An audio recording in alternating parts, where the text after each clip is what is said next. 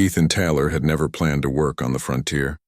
A human security officer from Earth, he was used to protecting cargo ships, miners, and occasionally politicians. But when a high-paying contract came in to escort a VIP alien diplomat and her young daughter to a distant orbital station, he didn't hesitate. Money was money, and danger was part of the job.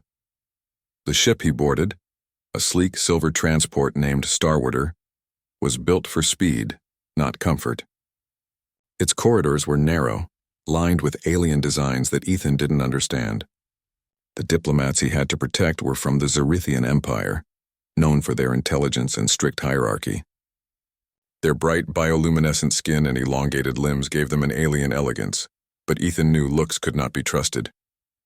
The little girl, Lyra, clung to her mother's arm. She was small for her age, with curious golden eyes that seemed too mature for a child. Ethan noticed that she didn't speak much, only observing everything with silent interest. "Stay close," Ethan said, more to himself than to Lyra. He always said that. Humans liked caution. The Queen Seraphine ignored him, her glowing violet eyes scanning the ship's interior with sharp focus. The journey was supposed to be routine, but the frontier was never routine. A sudden alert rang through the ship. Ethan's stomach tightened. "Pirates," he muttered. The monitors flashed red. Dozens of small, fast raiders were closing in, weapons ready. The ship's alarm screamed warnings in multiple languages. "Captain, shields holding?" Ethan demanded. "Barely," replied the human pilot, a young woman with nerves of steel.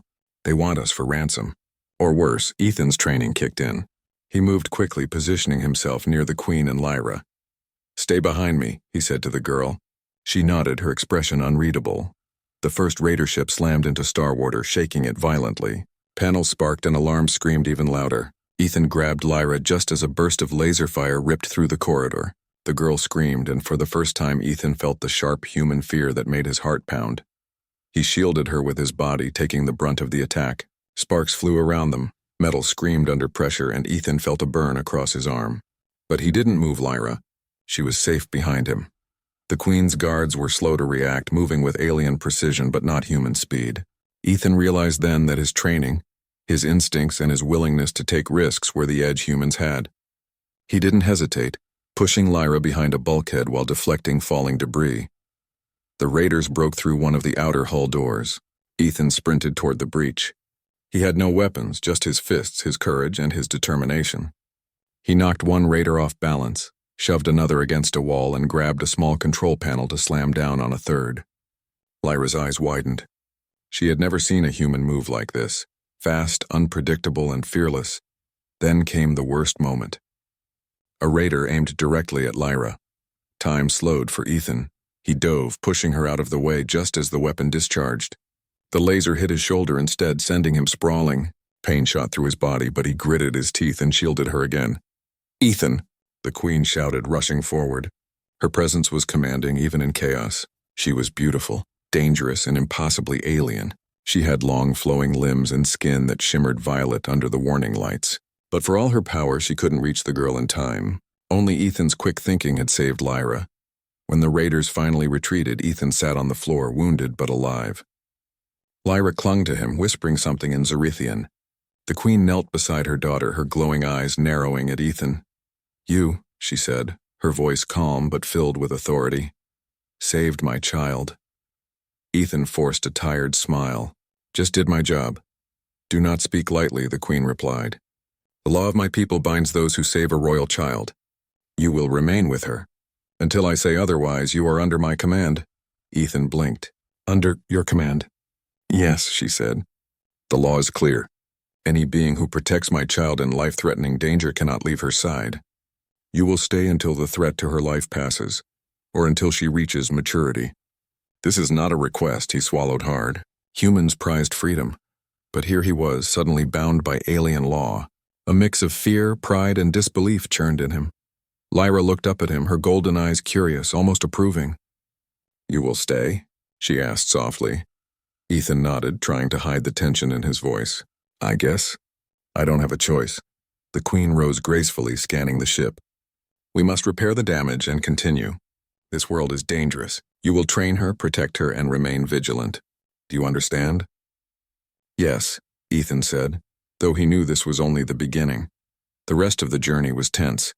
The Starwater limped through space, shields weak, engines damaged. Ethan kept a careful watch, scanning every sensor for threats. He couldn't help but notice the way the Queen observed him. She was analyzing him constantly, her expression unreadable.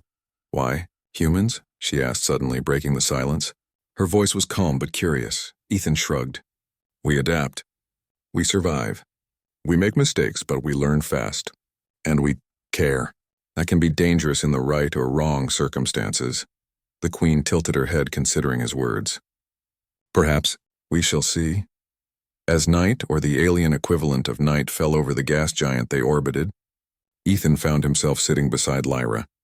She had curled up, exhausted but unharmed. You're brave, she said quietly. Faster than anyone I've ever seen. Ethan smiled faintly. Thanks, but bravery is just not running away when you have to face danger. She looked at him, studying his face. You're not like others. I know, he said with a wry smile. Humans tend to be unpredictable. For the first time since the attack, he felt a strange warmth, pride maybe, or relief. He had saved a life, and in doing so, he had stepped into something bigger than himself, a world of alien politics, power, and law that would keep him bound to a royal child. Ethan didn't know what lay ahead. The frontier was dangerous.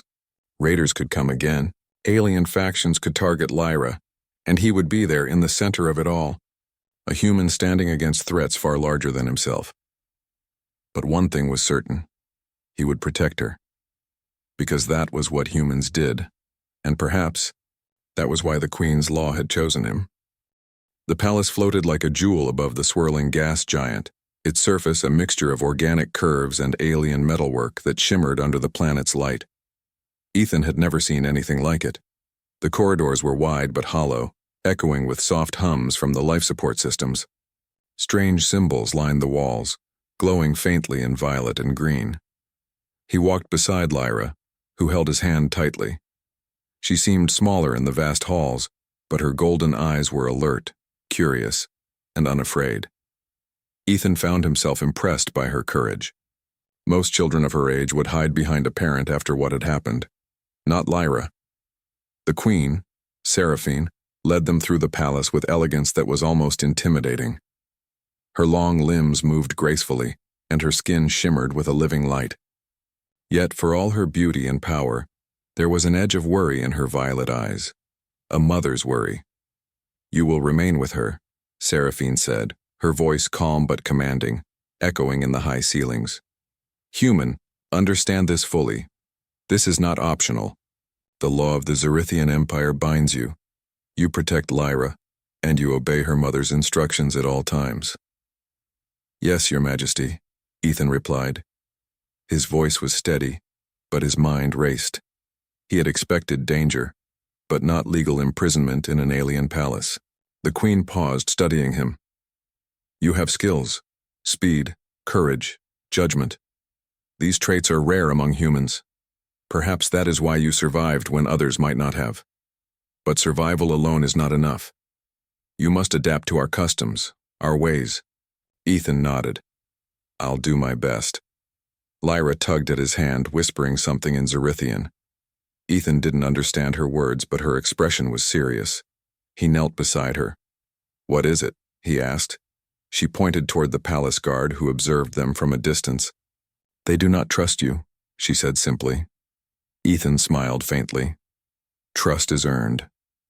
And I'm okay with that. The first days in the palace were difficult. Humans were strange to the Zerithians, and humans' ways often clashed with alien etiquette. Ethan had to adjust.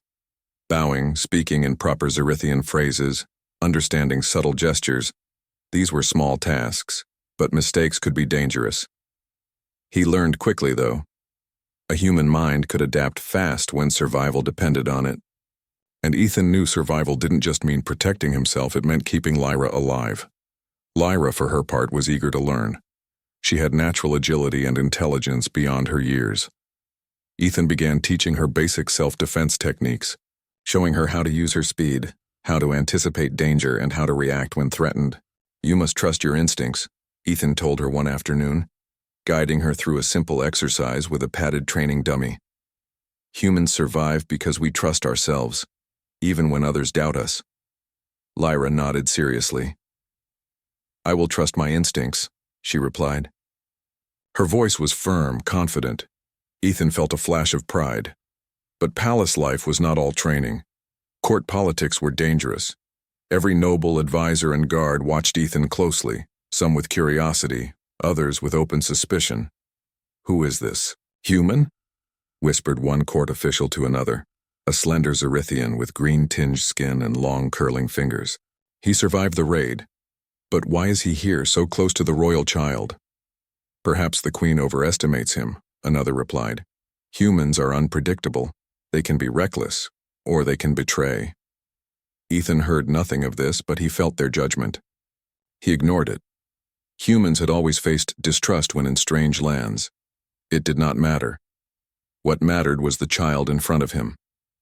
One evening, the queen summoned him to a private chamber. The room was vast, lit with floating bioluminescent orbs. The walls seemed alive, pulsating softly with a faint rhythm. Seraphine stood by a wide window looking out over the gas giant below. You have done well protecting Lyra, she said. Yet this palace is not safe. Many among my council do not trust you. They question why a human holds her life in his hands. Do you understand the danger this poses? Yes, Ethan replied. But the threats outside are worse. If someone tries to harm Lyra, I will stop them. Seraphine studied him. Your courage is admirable, but courage alone is not enough. You must learn to navigate politics, to understand our ways, and to act when others hesitate. Humans are strong, yes. But here, strength is measured differently.